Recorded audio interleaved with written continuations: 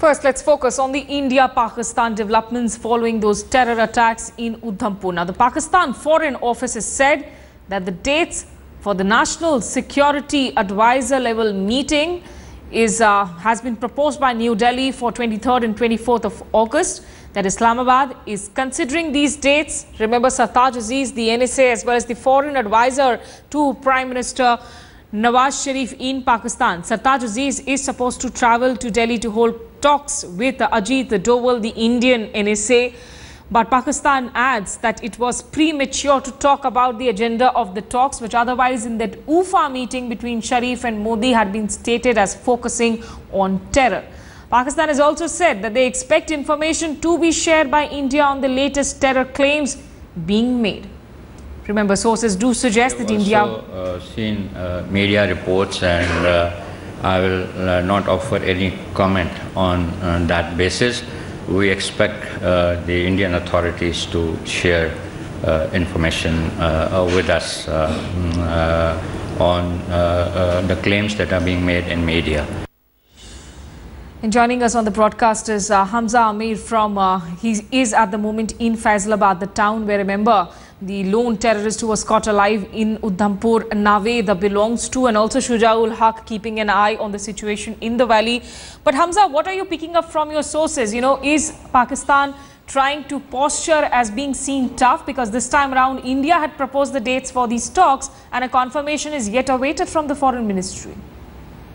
Well, Smita, I've been speaking to the sources in the government, and what they say is that Pakistan right now is trying to persuade the military establishment when it comes to going to Delhi for the National Security Advisor level meeting, and that is where it has been pending for a very long time. And not to forget, this is the longest time probably Pakistan has taken to decide on dates of meeting, while in the UFA it was decided to mutually cooperate and take it forward.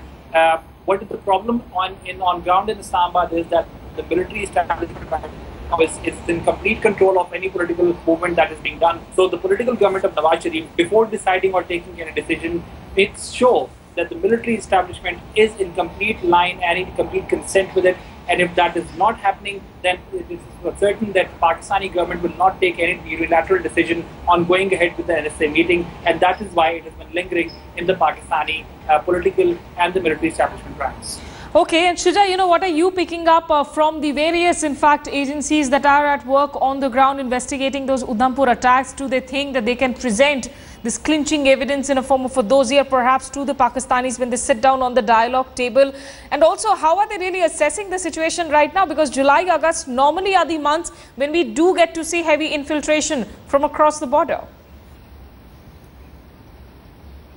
Well, Smita, you know, since yesterday when this attack took place and the fact that this development of, a militant being caught alive, this is sort of thrown the entire system, security system, in an alert mode. What we have learned is that the teams of Jammu and Kashmir Police Special Operations Group was interrogating this militant, and then later on the NIA has also joined in.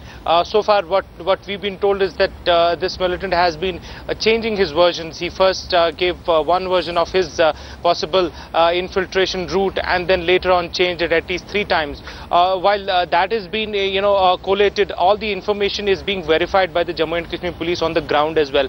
I can tell you that since yesterday there have been various teams who have been working on the leads that have been provided by this particular militant, and they are verifying whether they are correct or not. In totality, there will definitely be a report that will be made on the investigations that are being held at this point of time. Right. And most likely that information would be shared with the authorities in the center, which probably then on would present them through the appropriate channels to the Pakistan as well.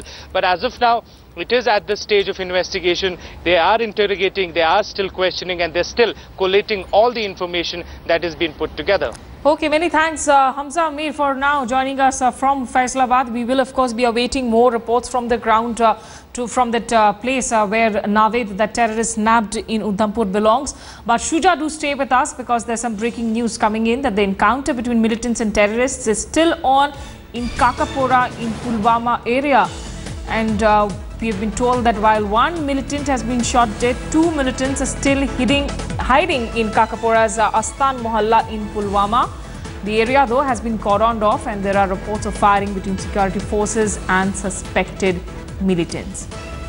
Shuja, it's been more than 2 hours now that the encounter has been on. Do we know for sure that the terrorist who has been killed, whether he's somebody who's being suspected to have crossed across from the border or is a local, and how is this area densely populated, because these other 2 seem to be missing now? Well, Smita, this encounter began about 2 hours back, and it started in Kakapora area. It's a village in Pulwama district in South Kashmir. What we've learned so far is that one militant has been killed, and he has been identified as Talib Shah. He is a local, in fact, a resident of that particular area only, and has been active as a Lashkar-e-Toiba member for quite some time, and was being looked out by the security agencies out there. We are also given to understand that there's a possibility of 2 more militants being there, but in between, but the security officials are saying that they're carrying out this operation even as we speak. So we'll get more details about that in a bit. Right. Many thanks, Shuja ul Haq, getting us up to date, of course, with what's happening on the ground there in Pulwama. In that ongoing encounter, 1 terrorist killed so far. Meanwhile, India plans to nail down Pakistan on a global stage. Minister of State for Home Affairs Kiran Rijiju confirmed to India today that the captured terrorist Naved's testimony will be presented before the United Nations. Managing Editor Rahul Kanwal spoke to Kiran Rijiju. Let's listen in. I want to go across now to Union Minister of State for Home Affairs, Kiran Rijiju. He's joining us on this broadcast. Mr. Rijiju, you've got Naved. He's being interrogated constantly. Tell us, how big an accomplishment do you think this is for India's security establishment to be able to catch a Pakistani terrorist alive? And what does the government intend to do with him, Mr. Rijiju? I must tell you that catching a terrorist alive will be the beginning of finding out the leads, because we have evidence which is alive, and this will give us so much of strength even to the level of going to the international forum like United Nations, where India's case will be very strongly portrayed, and the Pakistan who has been indulging in this kind of act of terror against India's interests will be totally exposed. But Mr. Rijiju, we're already seeing a series of denials from Pakistan. They're denying that he's a Pakistani national. They're denying that he's from Faisalabad. This is playing to an old script. This is exactly what happened with Ajmal Kasab. They didn't even take his body back after his execution. So how will you deal with the denial from Pakistan? The fact that they will not even accept the fact that Usman or Naved is actually a Pakistani citizen. See, Rahul, you know the history. We are very sad the way Pakistan is acting and the way they are living in a denial mode. And we are not very surprised also, because what they have been doing throughout the years, which is upsetting us. On the one way, Pakistan says that they are also victim of terrorism. On the other hand, they have not been very honest in the war against terror. So that is why it is really undermining the global fight against terrorism. But one thing is that when we have terrorists alive in our hand, it is very difficult for Pakistan to run away. And India Today gets you the latest ground report from Udhampur. Managing Editor Rahul Kanwal spoke to the men who survived the Udhampur attack. Yeah, go.